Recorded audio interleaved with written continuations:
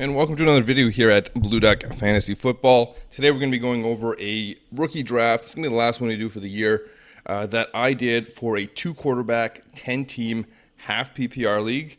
Again, this is on the Reality Sports Online platform, so it is contracts, and we were talking about 3-year contracts.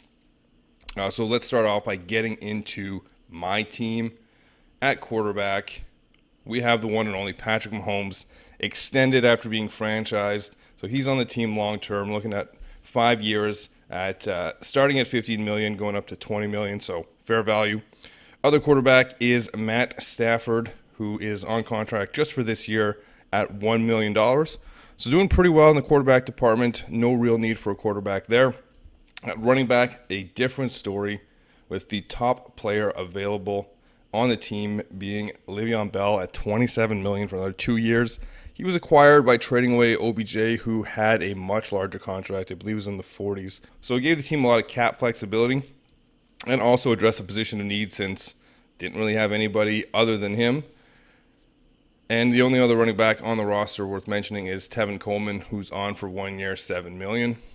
At wide receiver, the team is stacked. Mike Evans, $34 million, 1 year left. Davante Adams, similar situation in the last year of his contract, $30 million. Kenny Golladay, who we picked up last year on a 4-year contract, is on an average about $20 million for another 3 years. And Cortland Sutton, with 2 years remaining, picked him up last year on a 3-year contract, about an average per of $6 million. This is a league where we start a total of 2 quarterbacks, as mentioned, 2 running backs, 3 wide receivers, a tight end, and 2 flexes. So with the wide receiver talent there, you can see that we need 1 more flex. And at tight end, we have Hunter Henry on a 2 years remaining with $3 million per. So going into this draft, need help at running back. Here's the good news. Traded out of the first round pick last year, which was 1.06, to get a pick in the second round and a first this year. That first turned out to be 1.01. So we have 1.01, 1.05, no second round pick as we traded that to get rid of Beckham's contract and pick up Le'Veon Bell, and we have 3.05.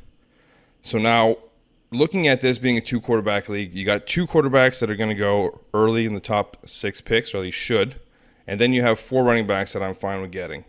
So anywhere from picks 1.01 to 1.06 should be able to get either a long-term quarterback or a running back. As such, I've been trying to trade 1.01 since, I don't know, a good while before the draft. I offered it to 1.02 for 1.02 and 2.02, pass. Same thing for 03, pass. 04, pass. I have 05, so I can't offer it to myself. 1.06, I thought I would get it there. 1.06 and 2.06 for 1.01. They ended up passing. So what then happens is I get an offer for 1.05. And the offer for 1.05 is a 2021 first and Chris Carson on a 1-year, $9.5 million deal. Now, there were other parts to this. They were looking to get a second as well, part of the deal, but I was not willing to part with a second. This is a 10-team league, and a second-round pick is quite valuable because you could be looking at getting a top 15 player. It's automatically a top 20 player, can be as high as the 11th best player, which is a late first-round pick, at second-round value. It's basically first-round value, but at the second round tender price. So much cheaper player. So in the end, the trade ends up being 1.05 and the 2021 third for a 2021 first and a ready-to-play-now running back in Chris Carson on a 1-year, $9.5 million deal. Now, this draft took place before Damian Williams had opted out. But I still had the 1.01. And I was fully planning on taking Clyde Edwards-Helaire at 1.01 if I was able to retain, if I decided to hold on to that pick. At 1.05, it would have been J.K. Dobbins, and you'll see when we get to the draft what happens with that. Now, the draft starts, and I once again mention, hey, 1.01 is available. Anybody interested? And I get an offer. It's from 1.07. Now, this is a bit in the danger zone because I could end up with somebody that I'm not overly excited about, but I could also trade out. The offer is 1.07, 2.01, and they say something more for the team. So I get greedy. I see they have Kirk Cousins and don't need a quarterback since they had Wentz and other quarterbacks that were going to be starting ahead of them. So I asked for Cousins, and I asked for a third-round pick. Why? Because why not? Some people don't value third-round picks. Comes back with a rejection, but then a counter, which is 1.07, 2.01, and Kirk Cousins. And I take it. So we trade out of 1.01 to get 1.07, 2.01, and Kirk Cousins. So now we have 3 quarterbacks. Kirk Cousins only a 1-year deal, same with Stafford. So we're going to have a lot of cap flexibility for next year. But we talked enough about the team. Let's just jump in the draft now because 1.01 is live, and the first pick is Jonathan Taylor. And the team asked me if that's who I would have picked, and I tell them no, I would have went with CLYDE HERBERT. I'm well aware that the team in the 2 spot is going to be picking, the team in the 3 spot was going to be taking a quarterback because I had dealings with them. They trade up 1 spot to grab 1.02 and drop back a couple spots in round 2 from 2.03 to 2.05. So a deal that probably didn't need to happen, but they did it anyways. Joe Burrow goes number 2. 1.03 is CLYDE HERBERT. And now I'm trying to offer for 1.04 or 1.05. As he has mentioned that he's looking to put 1.05 on the block. And I say I'd be willing to trade, but it depends who you're going to take at 1.04 because the team that I traded 1.05 to also has 1.04. And I tell him that I want Dobbins, and he says that's who he's going to take at 1.04. So unfortunately, we're not going to be able to trade in to get Dobbins. It is 3-year contracts, and Dobbins is probably looking at a first year where he's limited usage. So that's fine. He takes J.K. Dobbins at 1.04. He does offer me 1.05 where I can take Swift or Tua in order to move back in the second round from 2.01 to 2.04. But at this point, I'm going to gamble. I'm going to get greedy. I'm going to take whoever comes to me, or I'm going to trade out because I've been doing a lot of trading, and I'm happy to continue trading back. So I decided to pass on that because I want to guarantee who I get at 2.01. And if you've seen any of these videos, you know who I want at 2.01. So he picks DeAndre Swift at 1.05.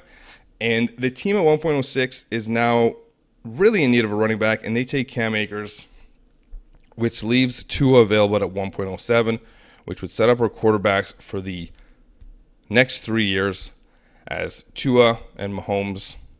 Obviously, we have Stafford and Cousins this year. I think about trading out, but in the end, I decided to go with Tua because I like the quarterbacks that it's going to give me. Big fan of Tua's talent.